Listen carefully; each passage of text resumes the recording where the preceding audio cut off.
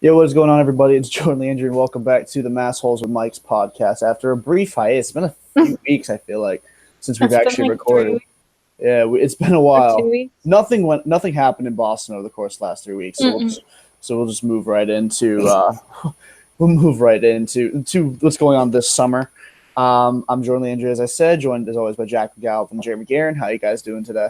I'm doing good. I'm ready to talk about some sports. I realized that I didn't say that last time, and I feel like I should just keep that going. So that's going to be my catchphrase, I've decided. You know how in like section 10 they do that like whole rehearsed intro thing? Yeah.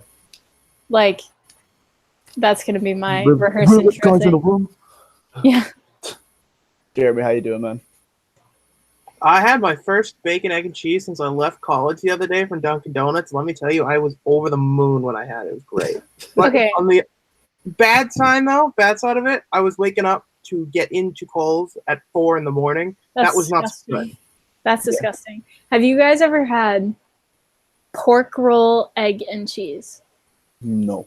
Oh, you have not lived. It's so good. Like, apparently it's only in Jersey or like in like New York, New Jersey. Looks like I'm never gonna have it.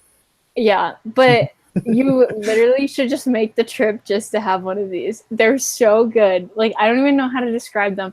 It's like essentially a ham, egg, and cheese, but the ham is cut thicker and it's like a little bit saltier, and it's, oh my god. And like, I can't even begin to describe how good it is. Like, you have to experience it. If any of our listeners are from Jersey, which who knows if we have listeners. We know at least one of them probably is. No, I don't even think that he listens to it. That's just a crying shame. I know. Yeah, that's sad. I said that's just sad. Yeah. That's just. Hey, he tunes into our radio show Mondays and Wednesdays from 8 to 10 on it's just ETIN. Yeah. I don't know what the thing is. It's ETIN. But that's only during the school year. Who knows when that's going to start up? I know. We can do it right. Whatever. We'll talk about that later. Yeah, that's not an on-air topic. Yeah. Hey, let's talk about some sports. Right. So, Celtics. That's what we're going to dive into because, like I said, nothing happened hockey-related over the course of the last 3 weeks. That just didn't happen. So, yeah, with the Celtics, not only now, the obvious thing at the end of the year was that Kyrie Irving was probably going to leave in free agency, but I guess before we get into the draft, some new news came out, which was originally that Al Horford was willing to opt out of his deal and re-sign for less money to free up cap space. But not only is that not true, he's looking for a 4-year deal of $112+ million, but not in Boston. So not only are the Celtics likely losing Kyrie Irving, likely losing Terry Rozier, more than likely losing Marcus Morris, but they're also very likely leaving. What? Sir? You may want to re-say that because you went full robot on me. I don't know if Jacqueline had the same problem. Okay, so not only are the Celtics likely losing Kyrie Irving and likely losing Terry Rozier, more than likely losing Marcus Morris, but they're also more than likely going to lose Al Horford now. So there's a huge roster overhaul this year where it's going to be a very young team and Gordon Hayward. So, and who knows what Gordon Hayward we're going to get next year in Boston. I mean, I don't know. But isn't like there's going to be a ton of cap space though if they all leave. So like that could be a main target, couldn't it? Like they have enough for one max player, and I think they get, depending on who that player is. So like for sake of argument, say it's Kevin Durant, they get $8.4 million exception because he's injured for the year. So they could use that to go and get maybe DeMarcus Cousins, who also was likely going to sign a relatively cheap deal because he didn't do much last year to garner a huge payday. But other than that, I mean, they either can reload with the $36 million and go get a handful of players, or go for one max player and just kind of hope that person in Gordon Hayward can win you 50+ games. Because with the Celtics rosters currently constructed, and this is kind of contingent on how Gordon Hayward plays, I can see this team winning anywhere between like 28 and 52 games. Like it could really, there's a huge gap there, and I wouldn't be shocked anywhere in that little margin. Because you're also relying on Jason Tatum and Jaylen Brown to all of a sudden become like superstar caliber players, and who knows if they can do that. Anyway. Sorry, go, Jack. I feel like it would be. I feel like this year, no matter like who signs and who stays, is going to be kind of like a rebuilding year for the Celtics, just because they were horse shit this year. Like, they weren't horse shit, but they weren't like the team that everyone thought that they were going to be. And so in that sense, I feel like people, like Celtics fans, shouldn't expect a ton from this team this year, and that's okay, because like, unless you're like the Warriors, who continuously sign these like big name players to fulfill their quote unquote dynasty, which we could talk about that too. I really don't think that is a dynasty, but that's a whole different subject. But like, unless you're a team that consistently is signing back their players, especially because this team is so young, there really shouldn't be as like high expectations for this team. And like, that's honestly probably a good thing, because they don't have as much pressure. Like this year, I feel like everyone kind of collapsed under the pressure. And that's what, because everyone was like, oh, this is the team that's going to beat the Warriors. This is the team that's going to accomplish these amazing feats. And because of all of that hype around them, that was kind of what ultimately led to their downfall, in my opinion. Yeah, they couldn't handle expectations. They, as Jordan would say, tight booty syndrome. That's exactly what they did. They scrunched up in the big moments. Mm-hmm. I don't want Kyrie Irving back at this point. I don't want Al Horford back, and I don't know if I want to go sign anybody. Why don't you want Horford? Because, okay. So for the money that he wants, it's not worth going and giving him a 4-year deal. If you were going to go give him a 2-year deal, max dollars, yeah, it's fine. But what he wants is long-term security. And if he's not going to take $20 million or less, I'm not giving it to him. But either way, if you let him go, if you let Kyrie go, if you renounce Terry Rozier, which easy. Probably renounce Morris too. You can put him in there. Then you'll have a max slot. I would like to go after Kevin Durant, deal with him for a year on the shelf, pair him with Hayward and Tatum and Brown and see what happens. But right now, especially for Brown, this is the prove-it year for those two young rookies. Mm-hmm. Brown is at the end of his 4-year rookie deal. He absolutely needs to perform and needs to show that he's a leader, because you know what? It seemed that everyone on the team had a problem with him last year. Smart, I think Kyrie had a problem with him. Rozier might have too. Morris did. Jaylen Brown became the punching bag for some odd reason, and I don't know why. I don't know what he was doing, because he actually performed pretty well after a terrible first couple of months. But he needs to show up. Tatum obviously needs to show up. And honestly, if you're going to go full in on the rebuild, which the draft signaled to me that they are, especially because Wick and Danny said afterwards on NBC Sports Boston, they said, yeah, we're trying to retool at this point. And it doesn't sound like a retool to me. It sounds like a rebuild. It sounds like a rebuild with Gordon Hayward as your veteran leader, and you build around young guys. So if you're going to do that, don't waste your cap space. Don't go after a D'Angelo Russell, who, albeit he's a good player, and I wouldn't mind him to pair with Vucevic, he's probably going to want a max deal, and in no way in hell am I giving D'Angelo Russell a max deal. I wouldn't even give Vucevic a max deal. He doesn't really make it move for me, and I don't really know what it is I have against him.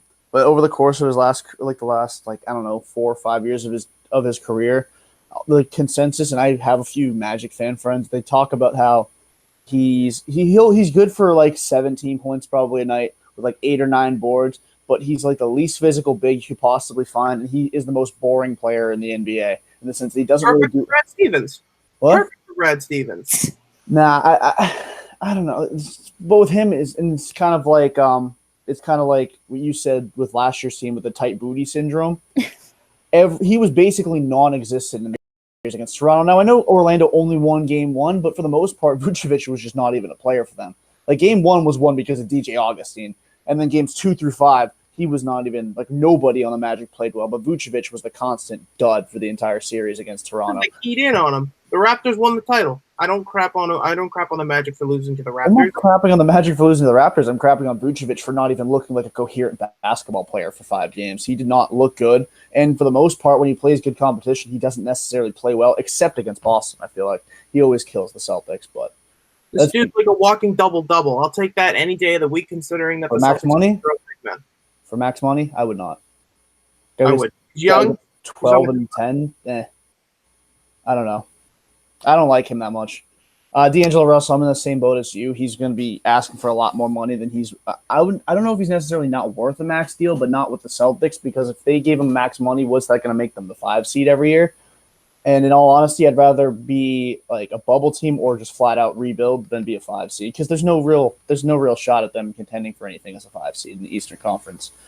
But yeah, I agree. If they go for max player, I want it to be Durant, and if they sign him, then I'm cool with being a mid-level team for a season, and then you're automatically a title contender with him the next year.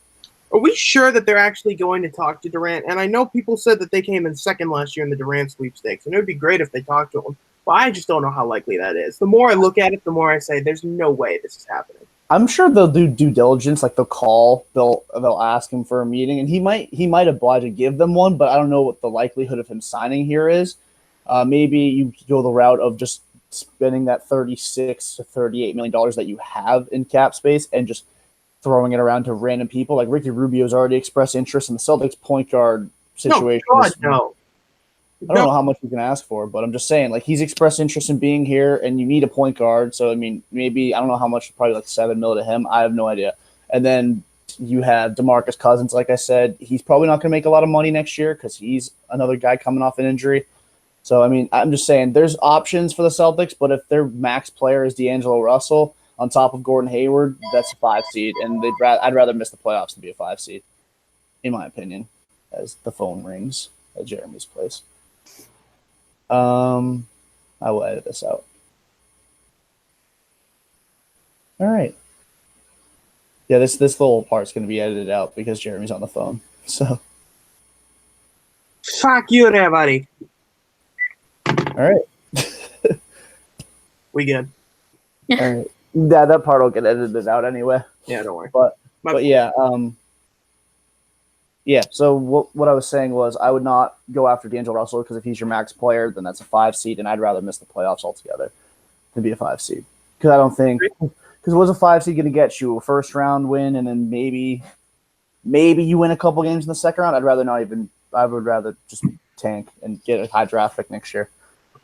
So here's the only thing that leads me to believe that maybe you don't go for the full rebuild, don't sign Russell, don't sign Vucevic and all these guys, is Brad Stevens. He consistently, up until this year, has been able to elevate players far beyond their potential. Just look at, like, Avery Bradley, Isaiah. You got a couple of guys right there. Him with Vucevic, Tatum Brown, Hayward, and D'Angelo Russell in a wide-open Eastern Conference, if Kawhi leaves, all you have to deal with is Giannis because the Sixers aren't going to figure it out. They're going to lose one of Tobias Harris or Jimmy Butler. You still got Indiana to worry about, but come on, Oladipo's not going to be back until at least November, I think, right now. So he's not going to be much of a concern. This Eastern Conference is wide open unless you want to count if the Knicks or the Nets get Kyrie. Oh Lord, I'm quivering. I'm just absolutely shaking at the notion of the Kyrie Irving-led Nets coming into Boston Garden. It's just not going to happen. And it's tormented you last year, and they didn't have Kyrie. So, I mean, I don't know. I mean, it's about fit with him, and if he goes over to Brooklyn and he winds up figuring out how to be a freaking leader which is a long shot. If you get Brooklyn didn't even want him. The Knicks, they'll take anybody. Brooklyn, I would not be surprised if they refuse Kyrie Irving, which would be unbelievable to me that they're passing on what could be arguably a top 10 player in the league. But at this point, I'm right with them. I would do it too. Part of me still thinks he's going to wind up back in Boston. I really Kyrie? Yeah. Why? Because if we haven't learned over the last 2 years, Kyrie Irving's a weird dude. And it makes absolutely zero sense for him to re-sign here, which is the number one reason why he would do it. Yeah, but I feel like he feels like everyone hates him here so much. That's not wrong. Yeah, but like, I don't know. If I were him, I wouldn't resign here. He's got had the his caveat where he said go ahead. No, you go. He's got the caveat of his quote back in, I believe it was September, where he said, if you guys will have me back, I plan on re-signing here. And Boston fans, as a general consensus, don't want him back. So that's his caveat. He didn't lie. They didn't want him back. He didn't re-sign. I feel like he's had his foot at the door since the playoffs started. Yeah. Since well before the playoffs started, actually. Probably since like the All-Star break. Yeah. Since the break, yeah. Like, he's had his foot at the door. He doesn't want to come back. He's been on some safari for like the last week or so. I mean, yeah, probably with like his voodoo club that he has. It's Illuminati cult. It's with his family or whatever. So, and yeah, the Illuminati cult. So Yeah, that's what it is. Not but, you know, voodoo. maybe But no, he he had probably an doesn't eye-opening experience and became one with nature or whatever. I don't know, he's been posting some really weird things on Instagram. I already unfollowed him on Instagram. I still follow him on Instagram because I want to look for little cryptic hints because I'm that person. But I never did. You never did follow him on Instagram? I followed him because I was like, is this really his account? Because it had like the Illuminati symbol as his profile picture. I was like, there's no way this is his account. And then I looked at it, I was like, oh my God, this is him. So I followed him just to see like the weird stuff that he posted. Yo, guys, and he did post some weird stuff. Yeah, I was going to tell you, Jacqueline, did you hear about this story? The what? Government story? No, I was really confused when you sent that in the group chat earlier. I had no idea what it was about. I'll set the scene. The fog settles in over TD Garden. Yeah, exactly. Celtics film session. I think it was before a game against, I think the Bucks, or was the game after a Bucks game. And Brad Stevens is in there waiting for the players to show up. Kyrie's the first one there.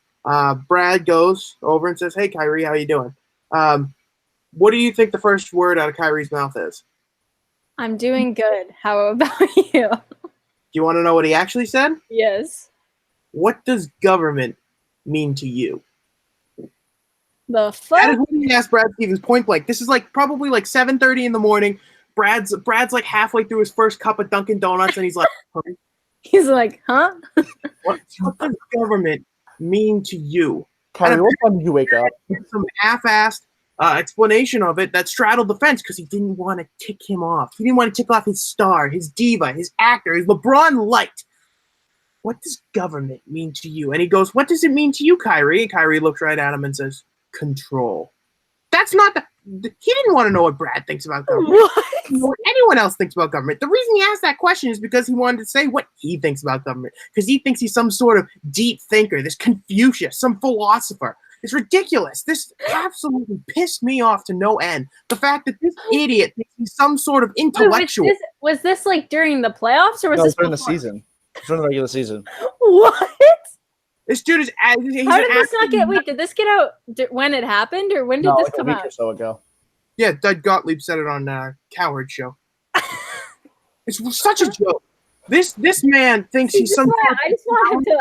I want him to go because he's gonna bring some voodoo shit and like curse the Celtics or something. Like, God, what an absolute tool! No one is that arrogant. I thought until I met Kyrie Irving. You met him? You met him? How was that?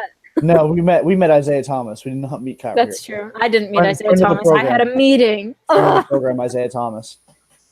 Yeah, seriously. Do you think he'll resign with? Do you think no? He would resign with the Celtics. Do you think the Celtics will resign him? I think they should. Can't hurt. Vet minimum deal. You need a point guard in the worst possible way. Because right now the depth chart at point guard is Marcus Smart and Carson Edwards, and that's not good. Quite frankly, that's terrible. The draft too. What? We do have to get into the draft too. I forgot about that. Yeah, right. So we can move on to that. But after we talk, I guess a little bit about Isaiah Thomas. I mean, I would re-sign him if I were Danny Ainge. I mean, a dude who's wanted to be here since before he even got traded in the first place. He really was kind of the poster child for what it meant to be a Boston Celtic, other than his Brinks truck comment. But at the time, he was worth the max contract. He was playing like an MVP candidate. But yeah, I would re-sign him if I were Danny Ainge. I mean, he can't hurt. Worst case scenario, he sucks and you cut him. Yeah. But I think Weird Celtics Twitter would light TD Garden on fire if they cut Isaiah Thomas. But that's just me. True. What do you think? Me or Well, both of you. Jeremy. I want him back. That's it. Very simple. I think he should come back. I think it's smart because it would make the Celtics a lot more likable. Like, that was my issue with the team, was that I just didn't like watching them because I didn't like Kyrie and I didn't like Rozier and I didn't like watching that shit show happen on my TV almost every night. So I just stopped watching them. What episode, Jacqueline? Whoa there. Calm down. Can we, I want to pause and appreciate the fact that there have been like 5 swears dropped, all of them by Jacqueline. Sorry. So, that's fine. It's fine. It's just not a bad thing at all. It's just did I say fuck? I think I did. You just did. Well, okay, well, this so it's not. Make that 6 swear words. I don't know why. am swearing a lot today. It's because the Celtics make me angry. But you haven't yelled. The weather, but yeah. I haven't yelled yet. The weather's Because my nephew is sleeping. I was going to go to the driving range today, and this happened, and I'm kind of pissed. Yeah, I had. Today's the only day this week that's supposed to be gross, though, so that's good. Besides, like the weekend, I think the weekend's supposed to be gross, which is fun because I have to work for the Cannons this weekend. So, yay! So moving on to the NBA draft, which was kind of shocking, and we actually haven't even talked about Anthony Davis getting traded yet. Oh yeah, I forgot that happened. Me too. I feel like the Lakers are some sort of title contender now. It's not true. The Raptors just showed that you need depth to win a championship, and they have $32 million to sign 8 players, and they're preparing to offer either a max deal to Kawhi or KD or someone like that, or they're going to offer $20+ million to D'Angelo Russell. Is that really the solution that you want to make? And the funniest part about this entire trade is that freaking Rob Pelinka forgot what he was supposed to do when he was making a trade, and he traded for Anthony Davis too early, so he cost himself $4 million of cap space, which is basically the difference between him getting a max player and him not being able to offer a max, which is just hilarious to me. Yeah. The Lakers, and I have a weird feeling, and I don't know if it's going to necessarily be next year because LeBron always somehow gets his way. So they'll probably be a playoff team next year. It'd be hard to imagine them not unless AD gets hurt or LeBron gets hurt for an extended period of time again, which I guess two things that aren't really out of the question because LeBron's getting up there in age and he just had a really bad year with injuries last year. And then AD, you never know with him. He's a coin flip whether he's available or not every night. But I have a weird feeling the Pelicans are going to be a top 4 team in the West before the Lakers are. Really? Post-trade. Well, yeah, because they have, Zion? They have Zion. They have Zion. They have Lonzo, who I actually think is a pretty good player. Yeah. I think he'll be. Do you see his reaction to him getting traded? Yes, I did. I saw his dad reaction. That's good. I had a yogurt parfait this morning. That's good. I got traded. That's good. My stool isn't red anymore. That's good. Oh my god! Basically, bring out any random thing. That's good. That's good. Yeah, but they have Lonzo. I think he's a pretty good player, and Brandon Ingram, if he can take another step forward, he's a guy who I think he averaged like 17 points a game last year, and now he'll be the number 1 or 2 option in New Orleans. I mean, that's probably with the amount of touches he'll get, that could be a 20+ point a game player. And then I think they got Josh Hart too, right? So yeah, they've got some serious depth, and they still have Drew Holiday. I mean, who knows what they'll do with Julius Randle if he'll come back next year, or if they'll trade Drew Holiday and they'll be acquiring more assets. But I think they really won this deal, like significantly won it. I don't think it's that close, and the Lakers fucked up big time. Classic Lakers, to be honest with you. I mean, I like it, especially with the haul that the Pelicans got in picks and flipped it further to Atlanta, and they got Jackson Hayes too, who looks pretty good. Speaking of the Hawks, though, they're definitely going to be in the playoffs next year. I don't think there's any question. Oh yeah, as long as they put it all together correctly, they'll be fine. They got Trae Young, John Collins, Reddish, DeAndre Hunter. There's another dude, Kevin Huerter. Yeah, there's going to be a flamethrower. I'm all aboard the Hawks bandwagon. I may have to go and pick up a hat because until the Celtics officially let Kyrie go, I can't really root for them. That's me with Rozier. But yeah, well, especially since they even came out and said that they might be looking to re-sign him. They've talked to him about him coming back with an increased role as a starter, which I don't know about all that. Do you think that Washington Wizards, man? Do you think that he would be better if Kyrie left? Well, yeah. Because I know, but what I'm saying, because 2 years ago, why are you shaking your head, Jeremy? I don't think so. I think you don't think so? He's just gonna be the same little diva he was this year too. Well, I think it's a flash in the pan, but I think it'd be hard to do worse than he did last year. That's true. He was not good, at any stretch of the word. He was fucking terrible. What'd you say? I think he can surprise you with how bad he is. He comes out next to the starter and averages. Yeah, the only thing scary about his game was freaking watching it last year. He was awful, but I don't even know where he's going to wind up going. I hear a lot of teams are interested in him, like the Knicks. If they can't get Kyrie, they're like, "Yeah, let's get Terry Rozier," because that worked out last year. The Bulls are interested in him too. I don't know. No contenders, oddly enough, no contenders want Terry Rozier. Weird. But yeah, we can shift now into the draft because that was why the huge deal took place. Or that was the centerpiece of the Anthony Davis deal was all the draft picks on top of the players, and the Celtics not dealing the draft picks for Anthony Davis.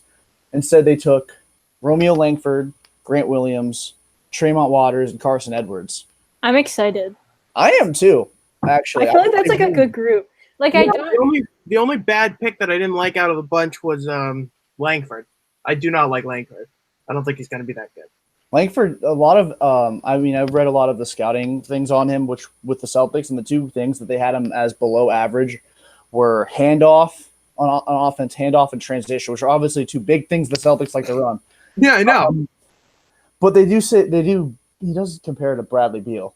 That's what a lot of the NBA comps I got were Bradley Beal. So if he pans out, that's the ceiling for him according to a lot of NBA player comps. And the thing with Danny Ainge is his mid-first round draft choices are not necessarily great. He's not a huge track record of good mid-first round picks. Mello. Fab Mello? You know Fab. And Jared Sullinger instead of Jimmy Butler. That was fun. You mean Chucky Sullinger? Yeah. Or Kelly Olynyk instead of Giannis. Kelly Olynyk instead of Giannis. That's my favorite. That's my favorite one right there. Okay. All right. What I will say about this draft, though, is that it's bizarre that the Celtics went anti-NBA while the rest of the league was doing their own thing. The Celtics went with their first two picks in the first round and took two guys that can't shoot. Romeo Langford shot like 27% from three in the Big Ten, which was worst among all qualified players, which is just ridiculous. And, yeah, I know he hurt his wrist or something like that. Yeah, but I'm really worried that I'm taking the next Markelle Fultz at 14. That is immediately what I thought of when I saw him. Grant Williams can be a poor man's Al Horford if he really tries. He's apparently one of the strongest. He's tested in like the 96th percentile for strength of NBA players already for like all of NBA players, period. This dude is ridiculously strong, and hopefully he'll be able to muscle up some boards. However, he is undersized, which seemingly the Celtics love all this undersized mentality, which just pisses me off to no end. Waters, I don't really give a crap about, but Carson Edwards is the guy that I said I wanted at the very start of the draft. I thought they were Carson Edwards. He Yeah. has the perfect Boston name. Carson Edwards. Carson. I can't get that 40-point game against Virginia out of my head. And they also got Taco Fall, which I wanted to. Oh, yeah, we Oh can't my forget god, about Taco. I forgot about that. When I saw that they signed him, I was like, yes! Is he I like sent it in the chat. I was like, let's go! We got Taco. My friend texted me like when that happened, and he said, now we're going to be the only team that can stop Zion with Taco Fall. It's like foul out every freaking game. Yeah, he'll be the guy to do the hacka defense. You just put him in every game and just foul. Yeah. That used to be Yabu. And now he just doesn't play. Wait, we forgot about a major thing that happened too. That Aaron Baines got traded. Right. Oh, I was hoping to block that out. Yeah, we forgot about that. I was sad about that. I was very sad about that. My thought process. I was devastated. My thought process on that is, and it kind of goes back to the first thing we talked about with the max slot. There's a reason he traded Aaron Baines. It was to free up max money. Yeah. So there's going to be a max player coming to Boston this summer. The question is, who is it? Or if they don't go that route and they do sign a bunch of guys, there was a reason they traded Aaron Baines. And I'm not entirely opposed to it. It did suck to see him go, but did you see the Aaron Baines fan account when it happened? Oh my word, that dude! Someone better put out an APB. Make sure that man's still alive. I felt so bad for him, and I was right with him. But like, God, that was a gut punch when that happened. They're like, breaking: Aaron Baines has been traded. I go, no. I was like, oh no. I was bowling, and I was like, sad. That's so sad. It's sad boy hours. Yeah. Oh, no. And the freaking Yankees game was on too, so I was like, I have to watch this, and Aaron Baines just got traded. This is perfect. This sucks. I'm in a glass case of emotion. But I was surprised that Bol fell so far that he did. Did he fall into like the second round or like the late first? Late second round. Late second round. Ooh. Yeah, because he went to Colorado. Denver. Yeah. Which we got drafted by, I think, Portland and then traded Denver. I don't Miami. know. Oh, Miami and then traded Denver, right. I mean, I'm not shocked. I'm not shocked he fell maybe as far as he did, but I wasn't expecting him to go in the mid-first. I really wasn't. I mean, he's what 7'2", 208, and he's already got foot injuries. So for him to be a successful player at the NBA level, he's gonna have to add weight, and you add weight to a dude who already has a ton of foot injuries, and it's not a recipe for a healthy career. One wicked gust of wind, and that dude's getting blown across the entire town. So I think they're playing doors then. I have a weird feeling he's going to turn to like Thon Maker, which is not a very good player. So, I mean, he's built the same exact way as Thon Maker, so we'll see. Yeah. But yeah, I mean, the thing with Romeo Langford the last year was the thumb injury, and he took 4 threes a game, and yeah, he only shot 27%, but his free throw percentage wasn't great either. So that is probably the one pick that I wasn't really high on. I thought they were going to wind up trading something other than the Ty Jerome and Aaron Baines. I thought they were going to wind up trading a couple of those picks and trying to get a better player or trade up in the draft, but that just didn't happen. So Kyle and Pat were really shooken up about that. I was fine with it. I didn't really understand why that was such a big deal. I was fine with trading Ty Jerome. I'm just saying, like, I was expecting more than that happening. I don't care necessarily. Like, I'm more upset about losing Baines than Ty Jerome, if that makes sense. But right with it. But yeah, I mean, I was kind of shocked the Celtics made basically four first round picks, because they drafted Jerome and then traded him. I was shocked they wound up keeping 3 firsts in the draft. But that might be part of their rebuild. But I think Jim Murray was like, it feels like the Celtics are drafting for another team, so we may not even be seeing all those guys in Boston next year. So who knows? I think they got to stash one of them overseas. It's probably going to be Waters. But I don't know. Please freaking get Yabu's thick ass into another city. I'm totally done with him. The fact that he's still here and Baines is gone just tears me to shreds. As I tweeted the next day, I've had a night to think about it, and I can say with complete objectivity that the Aaron Baines trade was one of the 3 hardest Boston sports moments that I've ever had to witness, hands down. What were the other 2? I don't know. I couldn't come up with them. I just knew that Aaron Baines is bad. Interesting. I love Boston sports fans so much because like the whole Kyrie Irving's going to leave and everyone's like, it's fine, we play better without him. Al Horford's going to leave. It's fine, we play better without him. Aaron Baines leaves. And I don't remember who tweeted it, but it was a video of like some dude like just bawling hysterically. And that is Boston or Celtics Twitter in a nutshell. Like, we will be fine with losing Kyrie and Horford, but Aaron Baines, and it's like, no, that's the final straw, Danny. I swear to God. It's weird. I don't know. I think that Danny's got to look at this, and he's got to think about a full rebuild, which, although I don't want it, he might have to do. And the Hayward contract is just such a shame because they had a championship window, and it lasted all of 5 1/4 minutes. Gordon Hayward absolutely snaps his leg in half, and then the championship window's over. Yep. Pretty much. And we thought it was going to be 2 years because especially with how close that team got last year, and then this past season, it was the team of destiny that wound up being the team of utter disaster. Well, yeah, I don't know. Like I said, I could see this Celtics team as currently constructed winning anywhere between 28 and 50 games because if Tatum takes that step and becomes a 25 a game scorer, then you have something there. Brown with a bigger role as probably the number 2 option on your team. Who knows what he can do with that? And then obviously you still have Smart. Then Semi in a bigger role. I actually really like Semi Ojeleye. I know you hate him, but I think he actually is a really good Marcus Morris replacement. He shoots the 3. He shot the 3 37% last year. So, I mean, he actually was better from 3 than Morris. How many threes did he even shoot, though? Like 0. Well, when he played, he would take about 4 a game. But the problem was, like, when he would actually get, like, minutes, not when he would play, like, 5 minutes at the end of the game of a blowout and he would take 1 or 2 shots. Like, when he started, I know he had that game against Washington where he dropped, like, 19 and took 7 threes and hit 4 of them. So he can shoot a little bit, and he's a really good defender. I like him a lot. I think he in a bigger role will be just fine in the Marcus Morris role. But that's just me. I like Semi. It is just you. It is just me, but I'm really high on Semi Ojeleye, and I have been since he got drafted. Do we have any other thoughts on the Celtics before we shift into the Sox? No. Nah. All right. So the Red Sox. They're 6 over 500 now, so that's cool. That's good. That is good. That's good. That's good. Yeah. The bullpen's still an absolute disaster, and I mean, Yeah, but what's new? it's like deceptively bad too, because statistically they're in the top 10 in a lot of categories with the bullpen. And I think it's because Buns is back to blown saves again. That's good.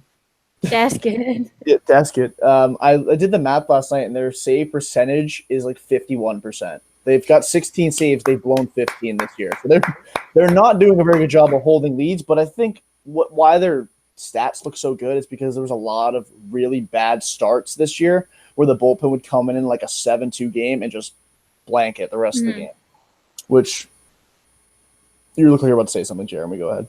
Yeah, I was about to say this Red Sox bullpen wants to make me hang myself with the 2018 division banner from the Green Monster. That's good. That's good. This bullpen is just so infuriatingly bad. Oh my word! It's so. Stephen Wright is back though. I mean, starter, but no, he's going to be in the bullpen. He's going to be in the second bullpen. coming of my neighbor mowing his lawn. Stephen Wright is back on the diamond to sweat bloody hell throughout every start, even though he's throwing the ball about 52 miles an hour. Another guy's working his way back because this is going to be a guy Red Sox fans love, but Tyler Thornburg's coming back too. No. He made his first Pawtucket appearance last night. By the end of this, he made his first Pawtucket appearance last night. Guess how it went? bad. One inning, 5 runs, 5 earned runs, 2 hits, like 2 walks. There was some other thing. I saw that stat though. 2 home runs, I think. At least it was 25-cent hot dog night for those fans. Yeah, Tyler They Thornburg needed that. good last night. At all. He has not been good for the bulk of this season, and no matter how much I try and make it seem like he's a decent pitcher, it's just not going to happen. He sucks. That window closed. Another example of Dave Dombrowski refusing to acknowledge that he lost a trade. Yeah, I mean, but that's really the only big one that he lost. I mean, maybe Pomeranz too. Carson Smith? Oh yeah, Carson Smith. I mean, trade Wade Miley for him. I personally don't think so, but you guys love to throw in my face that Kimbrel hasn't been that good, and you could argue that Manuel Margot has been. No, he hasn't been. He's not been very good for San Diego. Good, I thought. I can check now, but I don't think he's been that good for them. I never hear his name anymore. Maybe it's just because he's on the freaking Padres.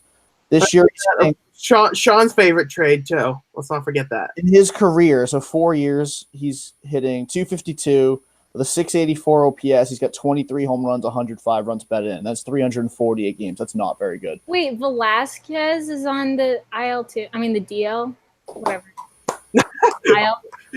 You corrected it back to the wrong one. But yeah, I think the DL a lot better.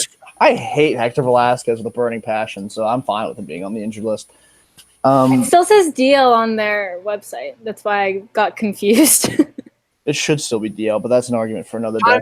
Twitter mob to go after these people. Right. Wait. Am I stupid? Who is Shawarin? Oh, Mike Shawarren? He's not very good either. Shawarin. Oh my gosh.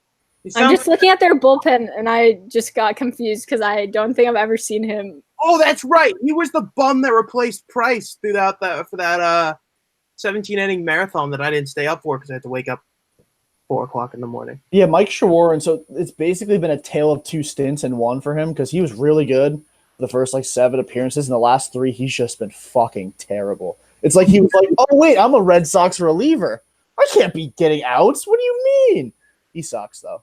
He's terrible. A lot of my friends like him a lot. I don't see it. He throws 95 down the dick, so that's basically a home run waiting to happen every time.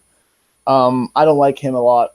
I still like Travis Lakins. I think he'll be pretty decent, but I don't know what the Red Sox can do with this bullpen. Maybe they just ride it out with this one and then just say, let's test our chances to get to October, because then you can put Evaldi and Sale in the bullpen when you need him to be. Because you don't have Stephen Wright in October because he had a PED suspension. So. Wait, he can't play in the playoffs? Because he had a PED suspension, yeah. Oh, interesting. I didn't know that. Yeah. Well, I knew that he had the suspension, but I didn't know that he would be out in October. Yeah, that's the new agreement they had on PEDs. So the first offense is I think it was a couple years ago. 80 games and you're not eligible for the playoffs. The next one's a full season and 162 games, whether it be 2 parts of 2 years or whatever. Mm-hmm. And you can't play in the playoffs, obviously. And then the third one's a lifetime ban. Oh, jeez. But you can apply for reinstatement after 2 years. But if that happened to Stephen Wright, he's already 35, so he's probably done. But wait, is Wright the one who we got and you guys were freaking out about because you're like who was the one who got like reinstated and you guys were like freaking out about it and the Sox picked him up and you guys were pissed. Henry Mejia. Oh, it was a Henry Mejia, yeah. Yes. What happened to that? I can check right now, but I don't know. I don't know how he's doing in Pawtucket. He's still with the team. I know that. He's a pitcher, right? Yeah. Or am I stupid? Okay. In Pawtucket this season, he is 2-7. Great. He's a reliever, so I mean that doesn't necessarily mean anything. But his ERA is 6.82, so yes, he sucks. Great. So yeah, that's not doing anything. His WHIP is 1.5, which is also shitty. Yeah, he sucks, but that's beside the point. I don't know. I don't know what the next step is for the Red Sox bullpen. I think they will make a trade at the deadline. I don't think it's going to be for this stud reliever like everyone thinks. Like I don't think it'll be Shane Green. I don't think it'll be Will Smith. I don't think it'll be Felipe Vasquez. I think it'll be some mid-tier guy having a good season on a bad team. Perhaps. So. What was I going to say? Oh, okay. So I was looking through the Remy report the other day, and I saw this. This is not about relievers at all. Just FYI. But I was looking through the Remy report, and I saw this like guy who just posted this huge thing, just shitting on Chavis, about how he should be sent back down to Pawtucket. Can you tag me in this? I'm in that group too. I want to read it. Okay. They were to Jordan. He's the lookalike. So it was something about how he strikes out too much in order to be in the big leagues. That was essentially the whole point of it. I'm going to try and find it again, but do you agree that he should be moved down? No. It makes no sense. I mean, who are you going to call up for him? I was going to say, who's going to play first base? Hold on. Let me find the thing and see what this guy said. I don't even remember what's it called. I'm scrolling like blocked for his behavior. I'm scrolling as hard as I possibly can through this to try and find it. It was like a long. I found it. I found it. You found it? I'll read it. It's kind of lengthy, but I'll read it. Hey, I know this might not be popular, but I believe it needs to happen. Michael Chavis is a great young talent, but he needs to go back to AAA to learn. On strikes right down the middle of the plate, he's hitting 227 these days. The whole middle of the strike zone is around 220. He's not hitting anything in the top part of the strike zone. He's swinging at everything and has no patience at the plate. The hits he is getting are mistakes in the lower part of the strike zone. I love him, but he didn't. This guy doesn't know how to spell. He is nowhere near as advanced as Rafael Devers came up to. What? Would be very simple to make it. What? No, this guy's even suggesting trading. No, I'm done reading that. That's outrageous. He can get pound sand. So a few weeks ago, Michael Chavis, that's good. A few weeks ago, I did suggest sending him down, but I was back before the Pedroia thing, when he was like, I need time. Like I was like, when Pedroia comes back, send Chavis down because he's not performing well. He was going through like that 3-week stretch where he just couldn't hit anything. Mm-hmm. He's hitting a lot better the last couple of weeks. I don't know why he picked now. Yeah. To say that he needs to get sent down. Yes, he strikes out a ton, and I looked last night because I was trying to find a bunch of different like pro Jackie Bradley Jr. tweets to make up for all my negative ones in the beginning of the year. And I looked, and the K rate on Chavis in like the last month was like 42%. But when he actually puts the ball in play, he's hitting like 450. So like, yes, he strikes out a ton, but that's the game now. I mean, if exactly, I can't get pissed off at him too much because who are you going to replace him with? Josh Ockamy? Like no, like he's decent. What did you just say? Josh Ockamy, dude. He's the Paw Sox first baseman. Are we sure he isn't a hot dog vendor at McCoy Stadium? I'm positive. He's actually hitting. He's not hitting very well, but he's got a high OPS. He hits a lot of extra base hits, but that's about it. Like the guy that drops off my mail every day. We don't know. Josh Ockamy hitting 214 with an 868 OPS this year. He's got 15 home runs and 11 doubles and 2 triples. He's got as many home runs and triples as he has singles. So that's cool. But yeah, who are you going to replace Chavis with? That guy? Yeah, exactly.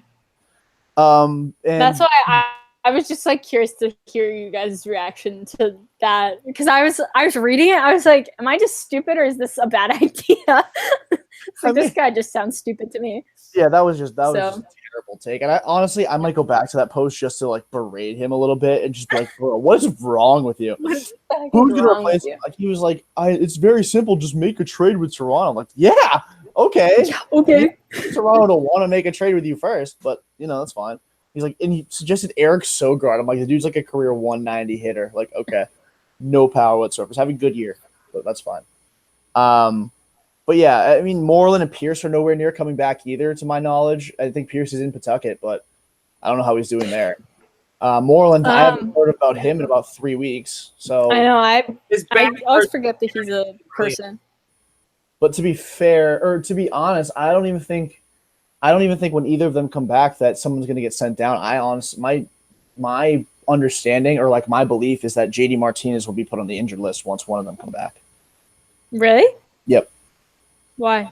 I think his back injury is a lot more serious than people are thinking, and that's why he's not hitting very well over the last couple of weeks. He against some left-handed jabroni yesterday.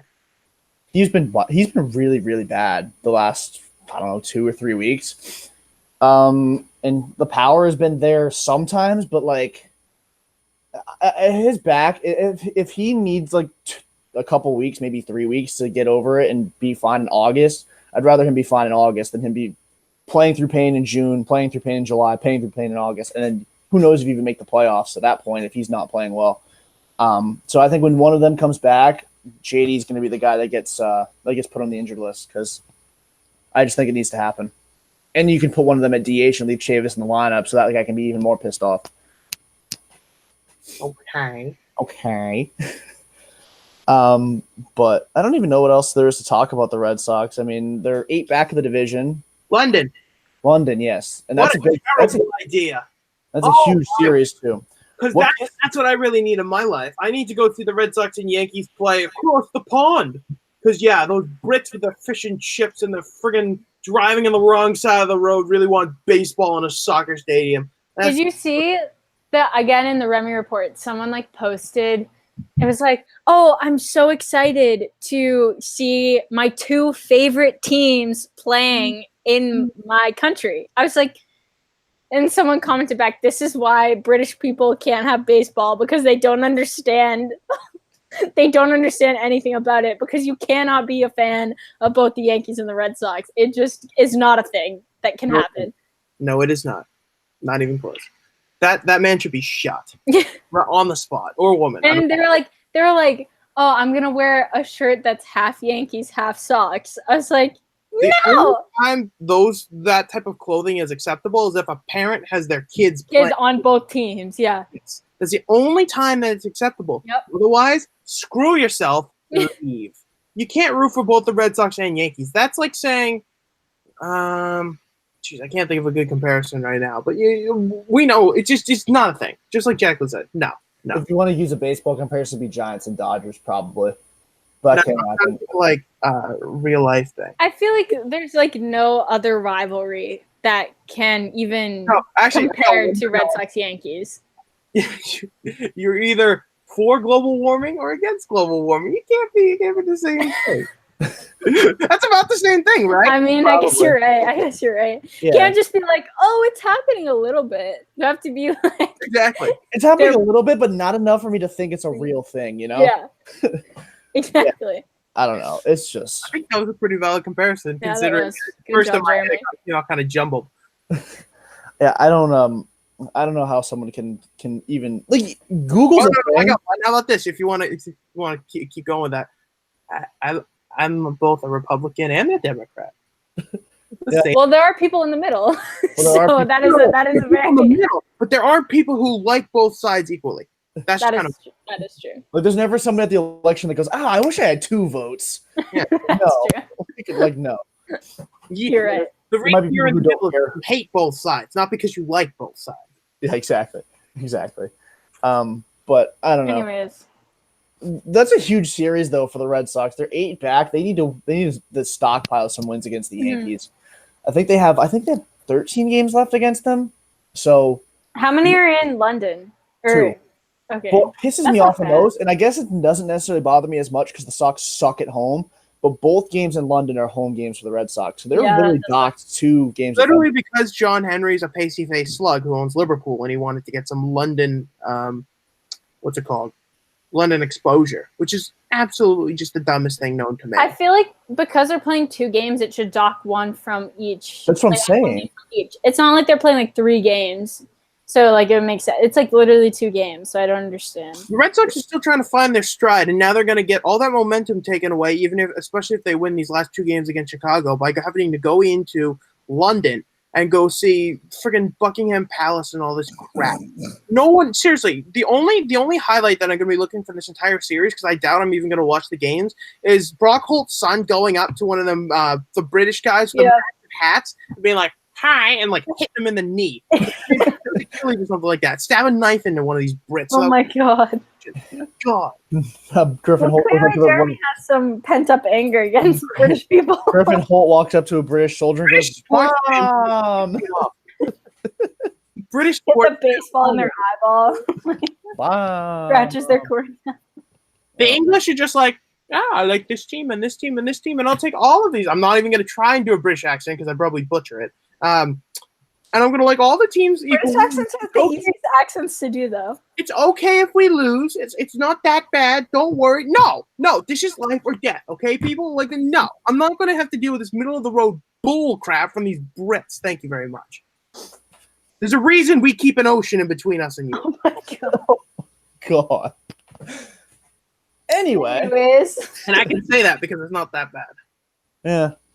Anyway. It's not like I'm talking about, let's say, controversial country or something like that. Anyway.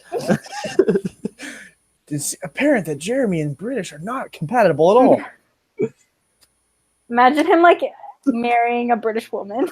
That's who he's marrying. That would be the biggest crock of irony in the I know. history of mankind. Is Brit. What? I said as long as she's not a big sports fan, I'm okay. It's the middle of the road crap. The British always trying middle of the line with sports. It's so annoying. Have you ever listened to one of their soccer broadcasts before, like the Premier League? I know No. I'd have to talk to Kyle to make sense with this argument, but like they're just like, I mean, who do you like in this matchup? Well, I like everybody. No. No, but it's good that their broadcast at least isn't biased. Like you can tell in a lot of They're too unbiased. broadcasts. But in a lot of American broadcasts, like it's super biased. It's okay if you're listening to it on like a home network, like Nessun. Like that's okay to be biased because you're like specifically for the Red Sox. Like you follow the Red Sox like everywhere that they go. Uh-huh. But like sometimes in what's it called? In football broadcasts, they don't really have like the same people doing it every week for like a home network unless you're radio. So I feel like it's better to have an unbiased broadcast, but like you can tell if like someone hates, say, I'm just gonna use the Patriots because they're an easy example. But if someone hates the Patriots, like you can tell that they hate the Patriots in the broadcast, and I feel like that's annoying to listen to as a fan. But it's not the broadcast. Picture this: Mike Tirico sitting there with Tony Dungy and Rodney Harrison before one of the Sunday Night Football games, Packers Vikings or something like that. Mm-hmm. So Tony, who are you gonna pick? Well, Mike, I like both teams, so I'm gonna go with both of them are gonna win today. Like, no, That's true. no. It's the pregame show. I don't know. Something about it. I like to come down firmly on one side of the fence either way if I can. It bothers me that people don't do that. It'd be like Kyle's tie of the week. Oh, God. No, the same thing. Same thing. It's just annoying. Well, hang on a second. I don't want to. We can cut this out. But did the White House just name a new press secretary? I didn't realize. Oh yeah, the press secretary left. When? Shows you how much I'm tuned into politics. But still. She left. Who was the press secretary before? It was what's her face? Huckabee's nephew or daughter or something, niece or daughter or something. What was the Sanders? That's her name. Yeah. Yeah, she like resigned or something. And then I don't really blame her. Yeah, and then I didn't know that they were doing it today, but also Berube, is that how you say his name, will stay on as head coach of the Blues. All right. Do we get back in and talk touch on NHL, I guess, and then I do want to hit the Chris Sims list as well, since we do have time now. We're not like up against the clock. Okay, sorry. I was taking a Okay, sip. if you guys are going to talk about hockey, I'm going to go pee. So this is my break time. I'll mute it. All right, anyway. Go talk about hockey. So, yeah, the Bruins re-signed Steve Kampfer. That's the only hockey-related thing that's happened over the course of the last 3 weeks. I promise you that. But 2 years. I did watch the draft. I had to write draft graphics for it, which I got yelled at for. Ugh. Can I take a second to do that for a second? I just need to. Yeah. This is really what the pent-up aggression is. It's not the British people. It's that freaking Sam. Good Lord, Sam. Okay? You freaking going to tell me that I have, and Jordan's leaving the room as well, apparently. I was grabbing a banana. He goes, yeah, I don't really think there's a very professional way to address me. To address the people, because I got a draft graphic wrong. Okay, seriously, first of all, you're not my first priority. I do this because I like doing it. It's fun for me to make these graphics because I like making stuff that looks cool. And this was not my best work because I was coming off of a 38-hour work week. Now, I go through all this and I make one error. And some schmuck calls me out on it. First of all, I'd like to send that guy into a dumpster and fire him into the sun. Because why the frick are you trying to do this? That's stupid. And I'm just like, and I responded to the dude. I'm like, dude, I'm sorry. I'm just too lazy to go back and change it right now. Because that would involve me making 4 more pictures, having to edit all the text in the thing because it's not like I can save it or anything. And I was done. And I'm like, all right. I went to sleep, woke up the next morning, and I woke up to that. And I go, all right, fine, you change the graphic. And it was literally in that tone. I was like, all right, fine, you can go do it then. That was how it was intended. He did not take it that way. He told he goes, so why do you have such attitude? I'm like, dude, fuck off. I can do what I want, okay? Seriously, because I mean, she's not going to listen to this. But when I leave primetime, which is probably going to happen, I don't know when. I'm not even going to try and think about that right now. But when I do, I'm changing the email on the Primetime Instagram, and I'm switching it with my own Boston Sports one. So Sam's going to go back to having like 177 followers, and I'm going to have 1,083 or however much he got. So he can go screw himself. Honestly, go. Oh, were you not talking about hockey? We mentioned Steve Kampfer re-signing, and then he was talking about the draft, and he was like, "Oh, I have to tee off on Sam." Oh, yeah. But yeah, I mean, in all seriousness, I mean, we all have had our issues with him over the course of the last year and a half. Yeah, exactly. But I mean, I had a run-in with him yesterday because he texted me and he goes, "Hey man, can you edit this article I finished?" And I was like, "Sure, I'll look at it now. I have to go to work soon, so I'll take a look at it real quick." I'm in the middle of editing it, and then all of a sudden I see this post has been taken over, and I just see Sam cheesing in the middle of like the post. It's like it's his profile picture, and I just see, and I text him. I'm like, this mug just in your face, and I was like, "That's good." That's not good. But yeah, and I texted him, like, guess you didn't want me to edit it, and he goes, "Oh, bro, I'm so sorry. I was just exiting out." I'm like, "No, go ahead, you got it. It's all you." But yeah, I mean, my issues with him are mostly with editing, and he and I never have run-ins like after, like, other than that, because I don't do graphics, because I'm not creative at all. But like Jeremy's built that Instagram profile, and he makes one fuck up, and all of a sudden it's World War III. Yeah, that's exactly what it was. He said that back to me, and I go, sorry, I'll do it in the Stewie Griffin voice. Who the hell do you think you are?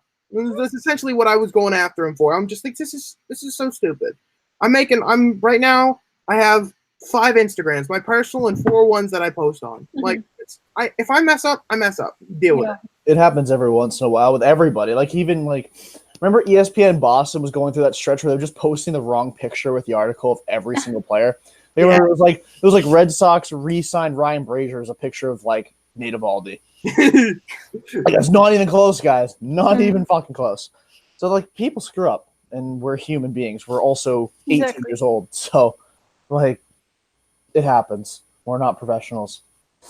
But back to hockey, I guess. Be professionals either. Let's not forget that. Yeah, we're not. We're getting paid like just enough to be like, yeah, we're getting paid. Yeah.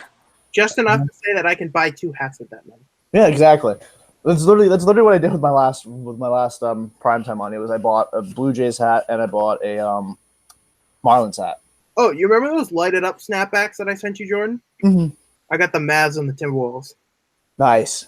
Those two look clean. So Wait, what is the one that you got with your what's it called? the gift card? Yeah. California Angels. Nice. Nice. I like it. Although the last two, that one had to get reordered, and one of my other Copa America ones had to get reordered because they sent me the wrong one. So they're sending me a free one. The problem was the one that they sent me that was wrong was a 7 1/4, which is like, if you don't know, it goes up by eighths, and I'm 7 3/4. So that's like 4 sizes too small. And I pulled up 3 fingers. It's like 4 sizes too small. Can't wear it. Unfortunate. Free hat. I'm not going to complain. I didn't have to pay for it again. Yeah, that's true. But yeah, back to, we didn't talk about the Steve Camphor signing, but It just really doesn't matter, to be honest. it really is irrelevant. I mean, 2 years, 1.6 mil overall. My only note is that they posted about it just now on their Twitter. They called him Stevie Snipes. This man does not deserve to have a nickname. It's like when Stephen A. lost his mind on Molly for calling Jimmy G. Yeah. Like, what has Steve Camphor done to deserve a nickname? Yeah, exactly. So he's got like 3 goals in his career. G. Jimmy G. Stevie Snipes. Like, that's the only real thing that happened with For the NHL draft, though, Beecher looks like a good fit. Bruins didn't try and unload a pick because you looked at the Leafs, who got rid of Marlowe, who's probably going to make it back to the San Jose Sharks, who just re-signed Erik Karlsson. Let's go! Love that deal. Great deal for San Jose, I'm hoping. And then who else made a cap-clearing move? Tampa Bay did. They got rid of JT Miller to Vancouver, and Nashville sent Subban to the Devils. So why didn't the Bruins make a move? You could have unloaded the Backus contract. Just give up a first-rounder. I would have done it. Yeah, but the Beecher looks like a pretty decent pick too. I mean, he's got good size, and a lot of people like his he's got good speed. He's very physical. He can score goals in front of the net, and he's got a pretty decent shot too. I don't know. A lot of people were talking about how the Bruins desperately need to draft a center this year because Krejci and Bergeron are both getting up there in age, and they haven't drafted a good center in a while. So I like the Beecher pick, but I'm with you. I thought they would have traded it. I heard it sounds like they passed on size. Sorry, they passed on talent in favor of size, which I thought was a little bit confusing. There was some dude named Kaliev who scored like 51 goals for junior hockey, which apparently is unheard of. So I would have rather gone after him, but I don't know. It's really whatever. The guy that I would watch is some dude named Cole Caulfield, who scored 70 goals for the U.S. development program, went to Montreal at like 16 because he's like 5'7". So heads up on that one. Look out. It's steadily getting better, which bothers me. Yeah, it's good for the rivalry, I guess. Yeah, I guess. Now both teams will finally be vying for like the top spot in the Atlantic, along with Tampa Bay. So Hockey. As they say in hockey. I literally know, like, the draft that confuses me the most is hockey because they draft them and then they go and play in college. Like, that just confuses me. I don't understand. It is weird. It's so confusing. I never got that either. Like, why does it do that? Because, like, I went to a BU hockey game this year just because I was like, oh, that'd be fun. Like, I never been to like a professional hockey game before, so I was like, BU is cheaper than the Bruins, so I'll go to that. And like a lot of them were already drafted, and I was so confused because like my friends were looking them up on Instagram because that's what girls do a lot. Hockey guys. It's hockey guys and D1 athletes, whatever. So they were looking them up on Instagram, and like half of them were like already signed. Like one was. I forget. The goalie was a freshman, and he was like already with the Flyers or something. And I was like, "That's so confusing. Like, I don't understand why they do this. I don't understand." MLB does the same thing, but no one cares about them because they have like a 69 bajillion draft. No, but they don't. Like, if you're drafted, you choose. I thought, like, you either choose to go into you go to college and just instead of playing for the MLB team, I believe it's the same thing, and then you'll go into their farm system after. I thought that it was different. Like I thought that you would have to decline. So in baseball, if you get drafted like while you're in college, you decline, you have to go. You are not eligible for the next, I think, 2 years, or it might be the next year, but you have to go to a junior college to be eligible. If you get drafted out of high school, you can go to college instead. But yeah. But you can't. But you have a year to sign that deal before it's just void, and you have to re-enter the draft. That's the rule with baseball. Yeah, because the only reason I kind of knew that was because someone from New Jersey that Joey used to play against got drafted by the Yankees, but he was going to go to Vanderbilt, and then he was like, "I'm signing with the Yankees instead of playing baseball." So instead of playing college baseball with Vanderbilt. Yeah, some kid that I faced in high school got drafted by the Red Sox the 11th round. I have no idea what he's doing. North Andover. Yeah, Sebastian Keane. Dude, there was he was a shortstop. Dude was pretty good. Thought he was a pitcher. He's a shortstop and a pitcher in high school.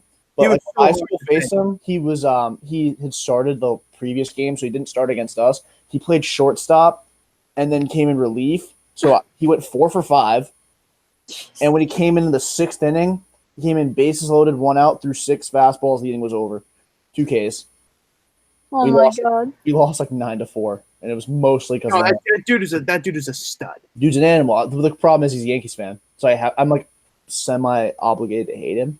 Mm-hmm. So remember with the NHL draft though is basically when a team drafts you, they own your rights, and that's true. They govern your rights. Sign what's called an entry level deal or something like that. And you can sign it whenever. You can finish college. You can play 1 year, or you could do whatever. You sign a deal, which is usually between 2 and 4 years, I think, and then you play in their minor league system, quote unquote.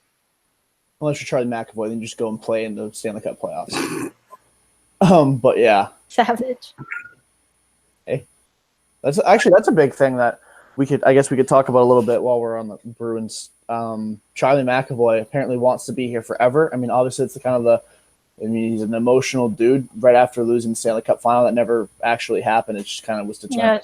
Yeah. They were just let's give it to St. Louis. They never won one. But Charlie McAvoy said he wants to be here forever. Of course, he's a restricted free agent this summer. The Bruins, obviously, they want him back. The question is how much money and how long. I feel like he would sign I'm shelling it all out. Giving him what I mean? Because he played in Boston, in college. He's from BU. So I feel like that's part of the big reason why he wants to stay is because he's been here for so long already that I feel like he seems like a good guy. Honestly, I don't know him, but he seems like a good guy in all of his interviews and stuff. So I feel like he would be the type of guy that would take a pay cut in order to play here forever. I'm wondering if you could get away with an 8 for 7 per. I think you could get him for less than that. I don't think so. I think you could because here's the thing with him. He made I think $800,000 last year. So anything is a shit ton of money for him. And I'm not saying you can lowball him and be I'll give you 8 years, $4 million per. He wouldn't take that. But $6 million gives you a little bit of flexibility to go out, maybe just add another depth defenseman or a depth winger or whatever. 7 and Carlo goes for 8 times 5. You lock them both down for $12 million combined. That's a total win. Probably, yeah. Then you should see if you can re-sign Johansson, which is probably not going to happen. So I'm going to go Johansson. Someone's going to overpay for him because he was really good in the playoffs. And then you'll wind up probably just bringing back Danton Heinen, hoping he can blossom into a Johansson type.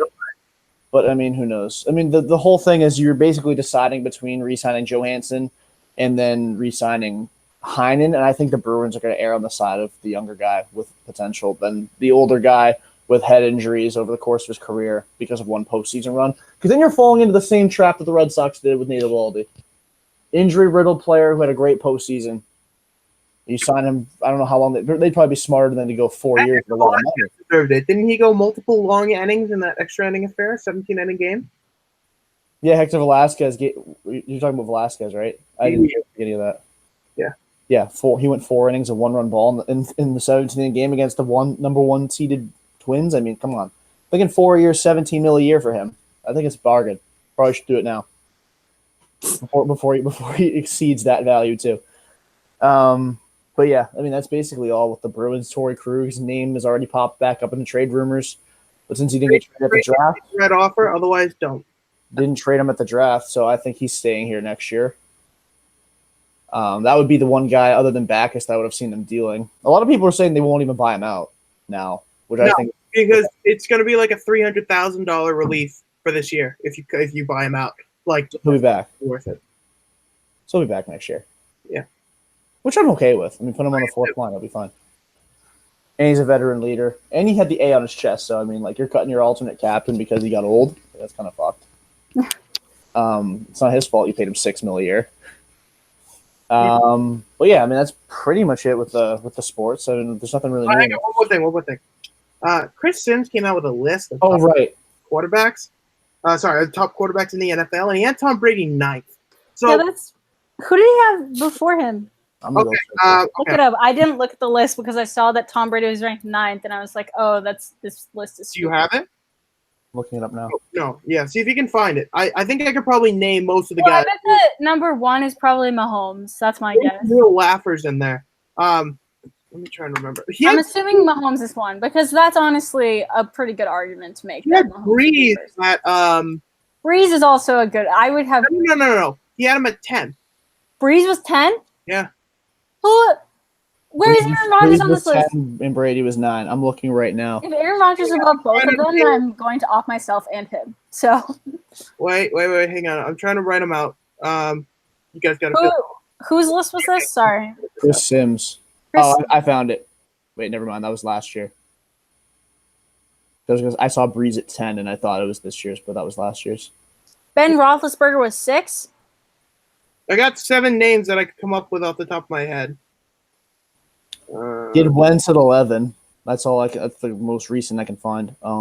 He had Dak at 13. I know that, which I think is a fair spot for him. Kirk Cousins was 15. Also a fair spot. It was really everything until 10 was fine. 17, which is also a joke. Yeah, that's also pretty shit. Baker wasn't in the top half. I don't understand that. It says the top 8 have yet to be revealed. When was this? Hang on. That was a while ago. It was 5 days ago. Well, yeah. But I gotta think of Well, you gotta figure Mahomes is 1. Yeah, I mean that does make sense. Fair. There's no particular order. These guys were ahead of Brady, and I'm just trying to look at the different names to see. Ryan, maybe? Probably not. Who? Matt Ryan? Ben Roethlisberger was 6. One of the guys. Yeah. Roethlisberger was 6. Yes. Above Tom Brady. Oh God. My question is, who is worse than Ben Roethlisberger but better than Brady? Because it wasn't like he was. If you were worse than Roethlisberger, you were worse than Brady because Roethlisberger's worse than Brady. Yeah. And his rationale was bullshit too, because he was talking about how the Patriots aren't very good when they rely on Tom Brady to throw the ball 40 to 45 times over the last 5 years. And I have a buddy who did the math and looked at every game over the last 5 years that Brady's thrown the ball at least 40 times. They're 35-8. Your buddy clearly did not have a ton of things to do with his life. Basically his job is just looking at numbers. And I'm not kidding. He actually gets paid for it. All right, ready? I got what I'm pretty sure, because I remember listening to someone list off the names. These are the 8 guys who are ahead of Tom Brady in no particular order, but it is still very laughable. Ready? Yeah. Mahomes? That makes sense. Rodgers? No. Wilson? I can believe that. Big Ben? No. Matt Ryan? No. Deshaun Watson? Cam What? Newton? No. I remember sure Cam Newton was on there. The only name that I couldn't remember if he was ahead of him was Watson. But I know for a fact Cam Newton was listed as a better quarterback than Tom Brady. How? And this leads to my question. In a vacuum, can you put him any lower than 2?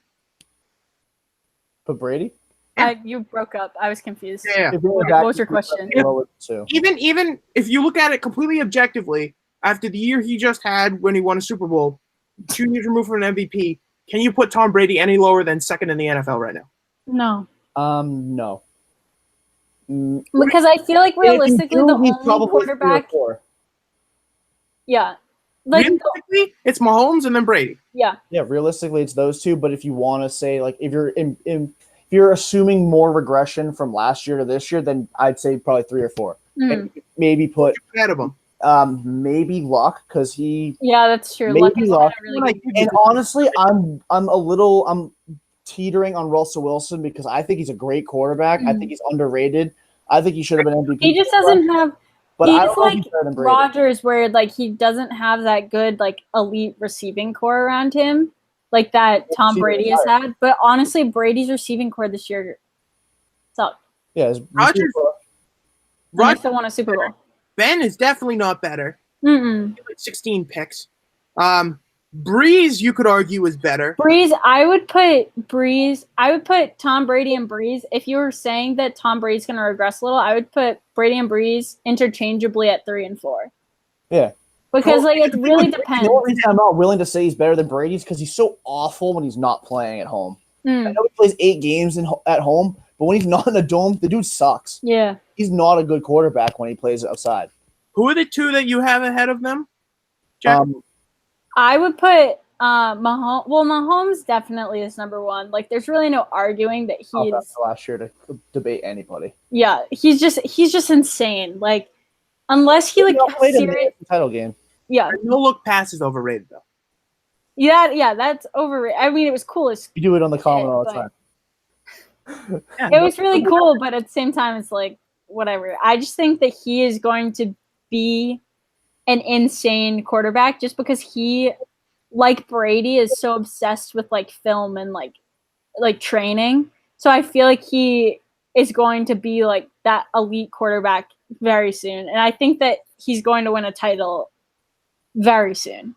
Like if not this coming year, then the year after that. I disagree with that.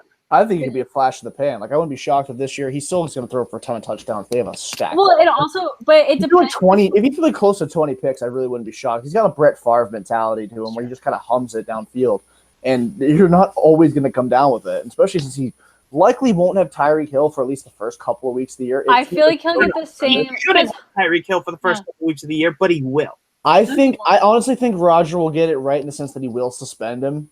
I just don't think it'll be enough games. Like 6 games. That's my guess. They will. They dropped the investigation because nobody would come forward. I think he'll get like 2 or 3.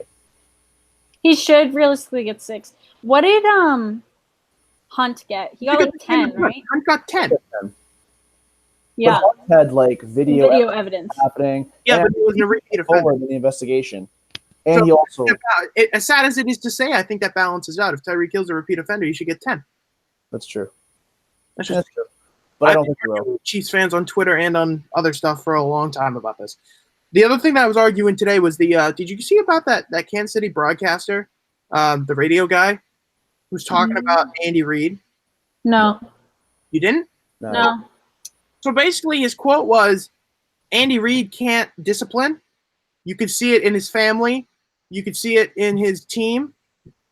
And I saw that, and I was like, oh, that ain't too good because if you don't know about his family, his son died from like a drug overdose or something like that.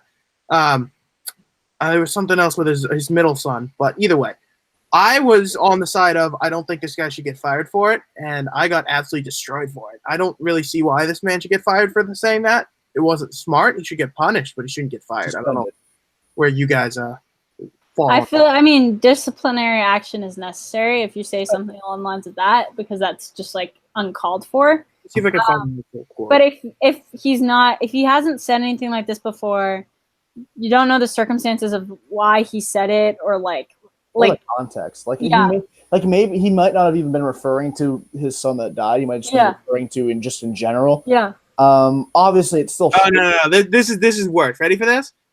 Andy Reid does not have a great record of fixing players. He doesn't. Discipline is not his thing. It didn't work out particularly well in his family life, and that needs to be added to this. Ooh. I still don't think he should get fired. I do think he should get suspended. If Alex Reamer gets suspended for calling Brady's daughter an annoying little pissant, then I think bringing up some dude's family when his son died of a drug addiction, that definitely deserves the suspension. Yeah. For a longer time than I think Reamer got. Everyone agrees that he should get suspended, but it's like I was debating with these other idiots today. It's a matter of whether he should be fired or not, and I don't think that he should. No. I've never heard of this dude having a prior history of it. I don't really. If he has a prior history of it, then that's a consideration that you need to take into. Because like if he said questionable things on air before, then that's something that you're like, okay, you're a repeat offender, you gotta go. Like if he's had like disciplinary action in the past. But I don't know enough about the broadcaster to have an opinion. This dude's from Kansas City. The most controversial thing he's probably said is like, yeah, that barbecue joint down on the corner just didn't really it. And that barbecue joint was like, oh, how dare you talk about our ribs like that? And just unleashed on him. All right, now I'm out of sports stuff. That's it. Okay. I wanted us to like tee off on the Chris Sims list because clearly he's just trying to stay relevant if he ranked Brady. Yeah. I feel like ranking Brady 9th after winning a Super Bowl. I mean, granted, it was a lot of run game that they ran last year, but also you just have to, that's just a testament to like adapting to the people that you have because his receiving core was not good. Like Gronk, how many games did Gronk miss last year? Probably, he actually didn't miss that many. 2. Yeah. But still, like Gronk wasn't having the best season. Edelman was suspended for 4 games. It was just like they had to adapt to a running game. And if that's his reasoning for why, I know there's like a video explaining his reasoning out there somewhere. I'm probably not going to listen to it because I still think it's bullshit. But too much credit by viewing it. Yeah, exactly. So if like his reasoning is because they've switched to a run game so much, then so be it. But that I feel like is like a testament to him being smart, saying, hey, we shouldn't pass the ball as much. It'll hurt my stats, but it will help the team. And that's why I think Tom Brady is the greatest quarterback like ever.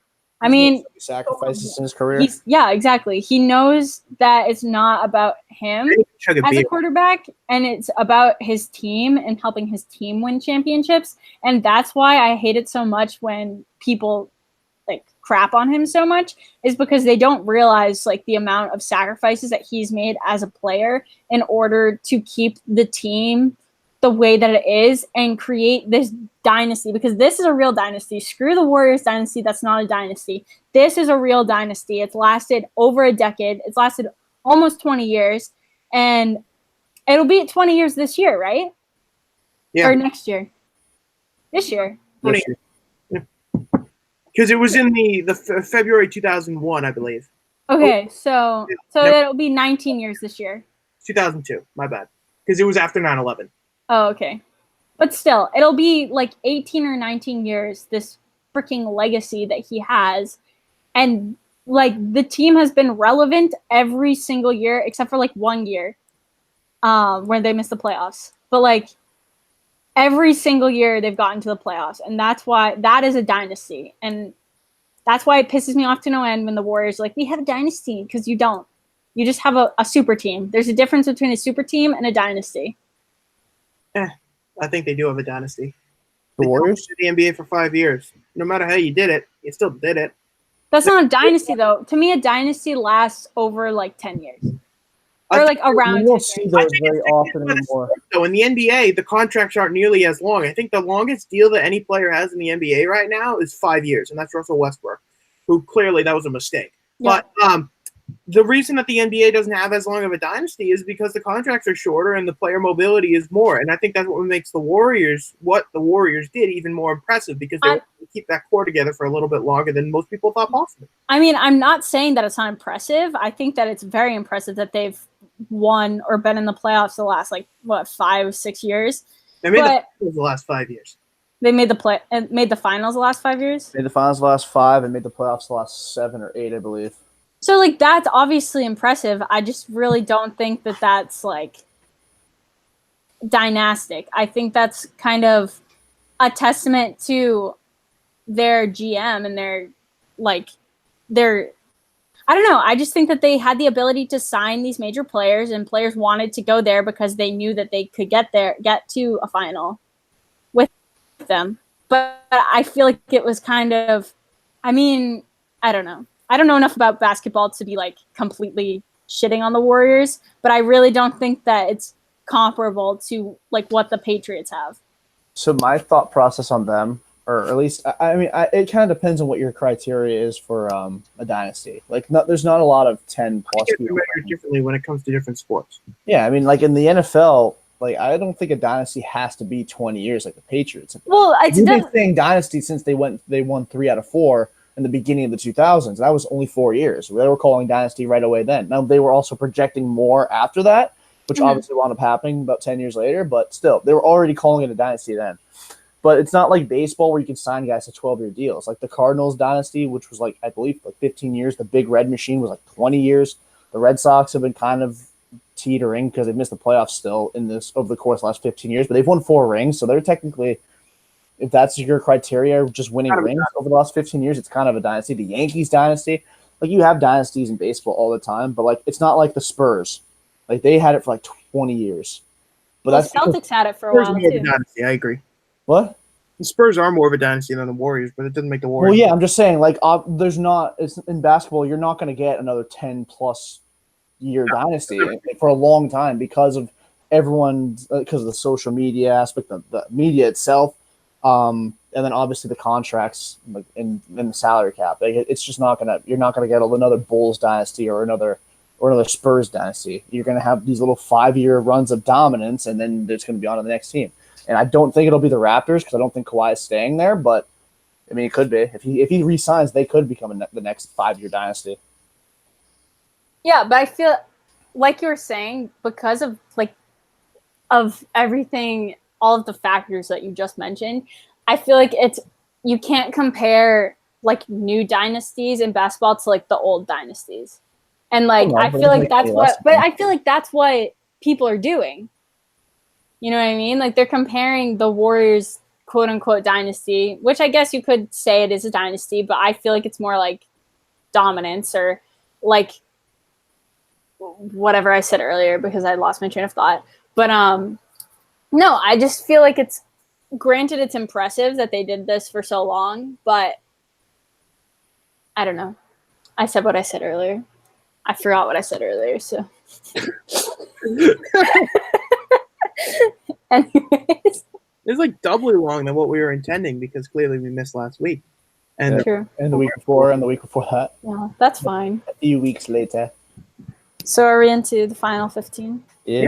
Take it away, Jacqueline. Okay, here we go. That's why we missed. It's the final 15.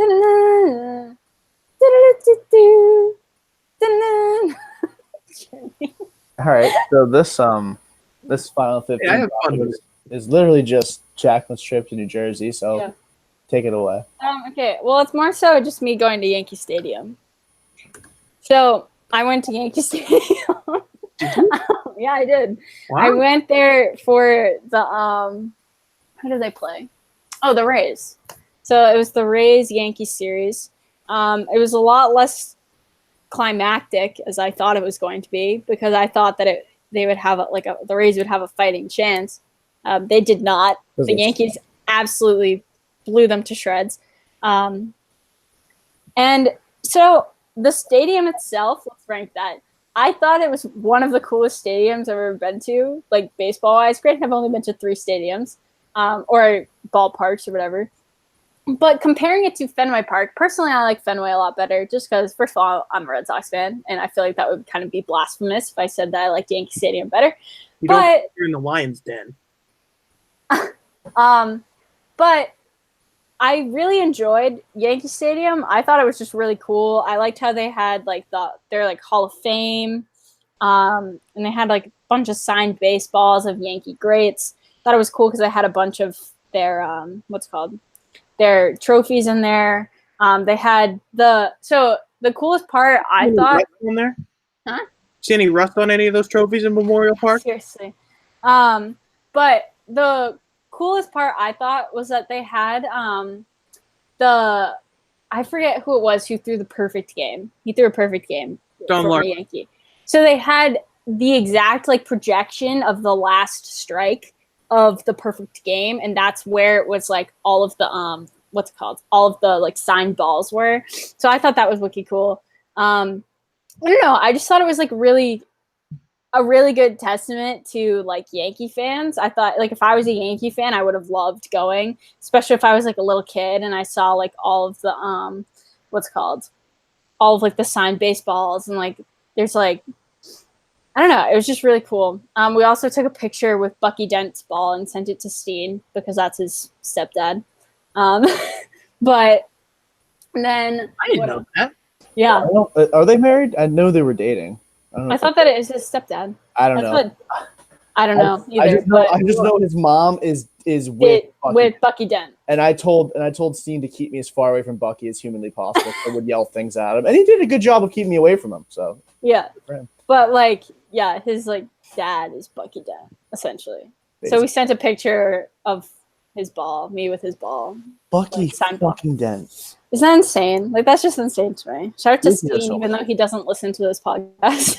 I'm gonna send it to him repeatedly until he listens. Yeah, be like, you got a shout out in that. You got a shout out, and I yelled about the fact that your mom's with Bucky Dent. But yeah, we sat in the like pretty much exact same place that Jeremy sat when he went to Yankee Stadium, which I think is pretty cool. And also, it was Stanton's first game back, which I thought was really cool because like even though I hate the Yankees and I hate Stanton. I do recognize that he is a good ball player, and I do respect that. Pat doesn't. I don't even do that. I respect. Okay, you have to. I hate the Yankees with every burning passion in my soul. I hate them so much. I don't think that Stan's that good. I don't think that's overrated. He's overrated, but I think he's still a good ball player. He's a top 20 position player in baseball. He did not have a good game when I went, and I courtesy myself to that because I was sending him hate. You're welcome. You're welcome. You're welcome. Yeah, his first at bat back was he popped out to the catcher. Like it was like a foul pop to the catcher. I was like, good for you, Stan. Telephone booth. And he had like runners in scoring position too, I want to say. Oh. So I was like, good job, Stanton. Welcome back. But I just thought I thought it was pretty cool. But no, what I was saying before is I hate the Yankees with every ounce of my being, but you have to respect, like, they're a pretty damn good team. Like, they're time in New Jersey has changed you, Jacqueline. No, okay. Never go back. No, you have to admit that they're a good team. Yeah. Like, even though you hate them, they're a good team. Yeah, and, like, they can play baseball well. And it was very... I'm sorry. Brandon and Sean are a lot more willing to admit that than I am, because I still don't want to tell... I still refuse to say that they're the favorite in the AL. I'm not saying they're a favorite. I'm just saying they're a good team. They're a good team. You thought that they were going to win this year. That was about 3 weeks ago. That was when the Red Sox showed no signs of life, and now I'm starting to think... I honestly... I'm coming back to my side of the fence, huh? I texted my buddy Tom last night, and I said, shout out to my man Tom, by the way, because we can give shout-outs, apparently. I texted Tom last night. I go, can I be honest? And he goes, yeah. I said, I have a weird feeling the Red Sox are going to rattle off like 20 of 25 and be like 3 games back by like mid-July, early August. And they'll win the division. I told him that. I have a weird feeling it's going to wind up happening. I think it's going to be a tough run between the Red Sox and the Yankees. I think that they're going to make up a lot of ground quickly. I honestly don't know who's going to win the division, but I'm hoping it's the Red Sox because of my stupid bet that I made with my boyfriend. But yeah. It's a way to flex, but okay. What? Nothing. It was not a way to flex. I'm joking. This is a way to flex. I'm kidding. What was I saying before? But yeah, it was a really cool experience. I enjoyed like the traditions of teams. And so I thought it was cool that they did like the YMCA and all like the grounds crew had to do the YMCA. I saw that. Yeah. Did that the first time? I was like, what is going on? Yeah, I know. And I don't know. I just thought it was really interesting. But I did wear my Red Sox hat to Yankee Stadium, which was pretty good. You didn't die. I didn't die, guys. Did you get beer poured on you? I did not get beer thrown on me. A lot of people booed me. A lot of people were like, wow, that's a gutsy move. And then, so there was this woman. She was probably in her mid-40s and the biggest Yankee fan I think I've ever encountered in my entire life. She also sounded like a preteen boy screaming. Like I thought it was a preteen boy screaming when I turned around and I saw that it was this middle-aged woman. But she was in love with Gary Sanchez. She was like, Gary! Like, that's how she screamed. I'm not even joking.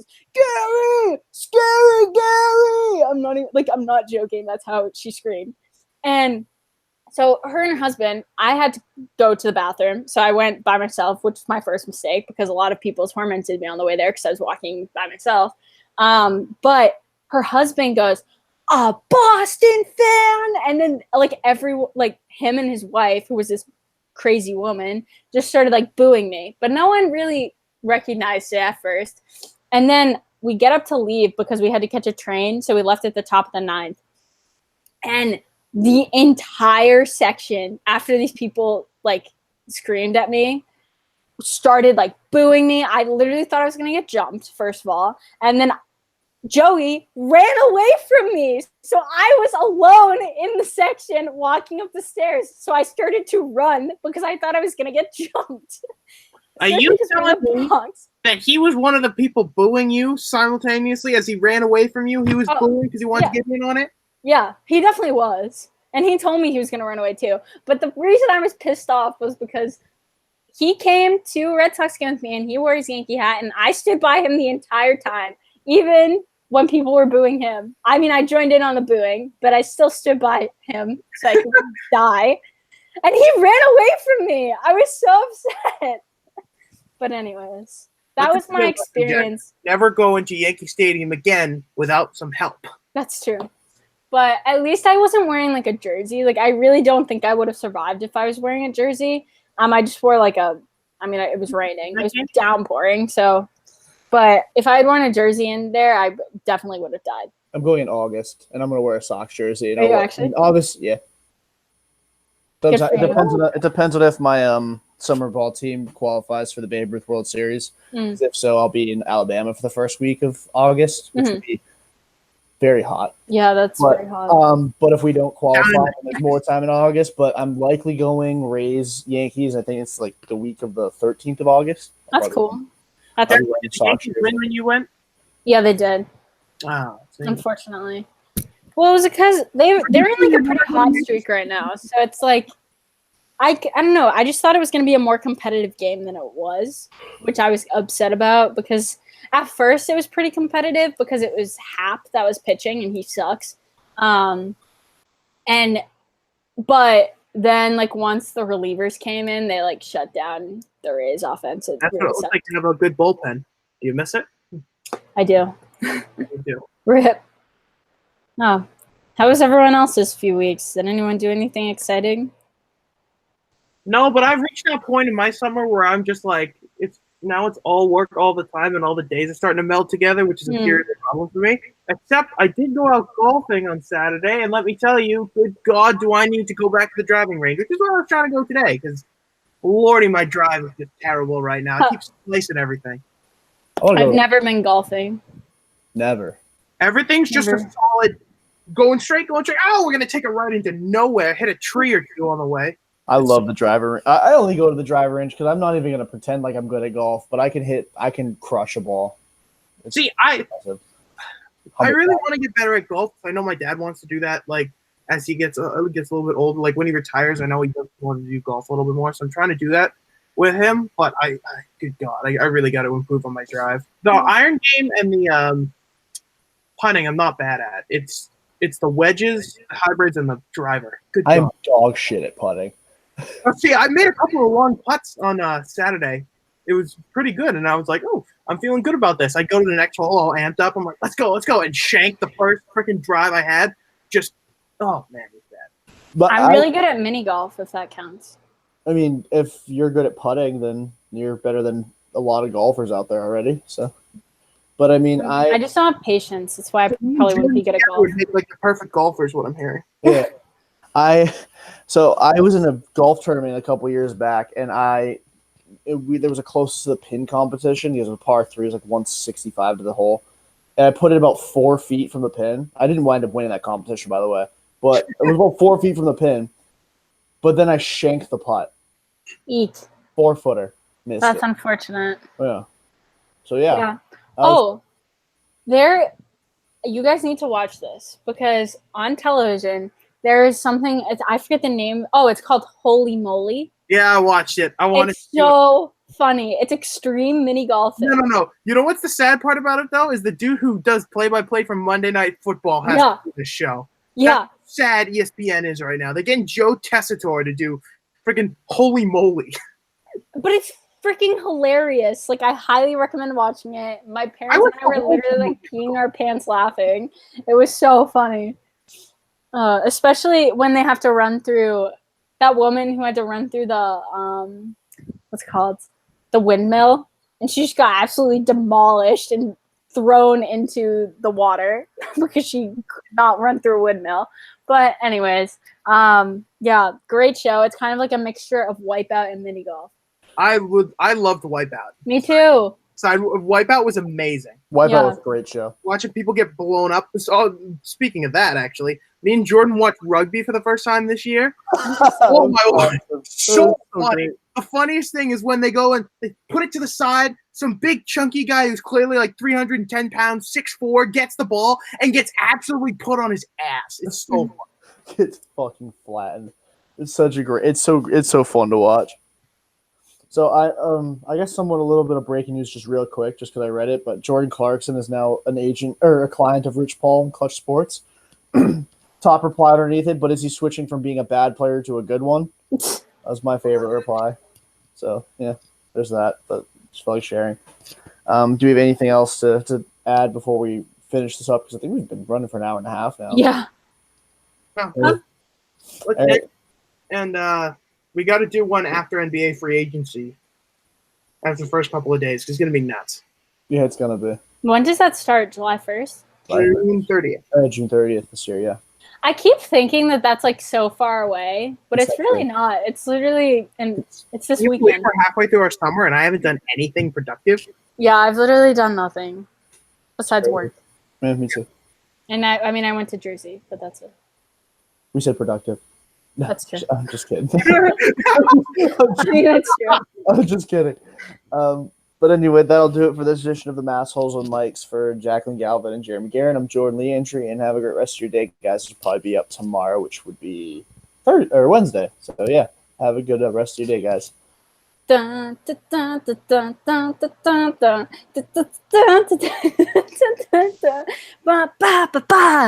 has been Massholes with Mics.